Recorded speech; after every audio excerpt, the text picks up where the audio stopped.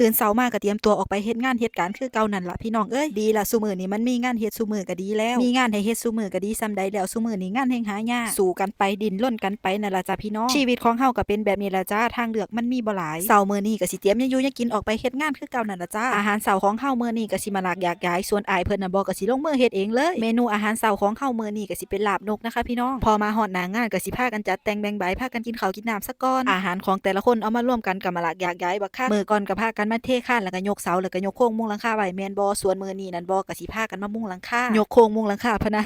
ก็นั่นล่ะตามคลิปนั่นล่ะมื้อนั้นก็ได้แต่โครงนั่นล่ะมื้อนี้ก็เลยสิพากันมามุงหลังคาพากันยิงฟ้าเชอราแป๊บๆก็เที่ยงอีกแล้วหลังจากนั้นก็สิพากันหากินข้าวกินน้ำซะก่อนเมนูอาหารเที่ยงของเฮามื้อนี้ก็มาลากยากยายคือเก่าก็สิมีตำบักแตงแหน่ปิ้งไก่ปิ้งกาแหน่ยิงฟ้าเชอราแล้วเรียบร้อยแม่นบ่โอ้ยังบ่แล้วเนาะยังเหลืออีกทางนึงหลังจากนั้นก็สิพากันมุงหลังคาเลยมุงหลังคาเสร็จแล้วเรียบร้อยผู้มัดแบบก็สิมัดเด้พี่น้องยกโครงมุงหลังคานะคะพี่น้องรวมเทคานพร้อมก็สิอยู่ที่ต้นละ1,500นะคะพี่น้องแถวบ้านหมู่เจ้าจ้างกันจังใดพี่น้องบ้านข่อยยกโครงมุงหลังคาเทคานด้วยนะคะพี่น้องต้นละ1,500หรือว่าแพงโพดบ่หรือว่าถูกโพดที่แรกก็ว่าสิบ่ได้เทเด้พี่น้องเพราะว่ามันสิค่ำก่อนแต่ก็ค่ำส่ำใดก็ต้องพากันเทนะคะทุกคนเพราะว่ามื้ออื่นเฮาจังบ่ได้เสียเวลามากหลังจากนั้นแม่นบ่พี่น้องเอ้ยเกือบเวลาเกือบ6 โมงเนาะเพื่อสิเทแล้วหลังจากนั้นเราก็จะไปขึ้นน้ำหญ้าเราก่อนนะคะทุกคนเพราะว่ามื้ออื่นสิเอาปุ๋ยมาหว่านใส่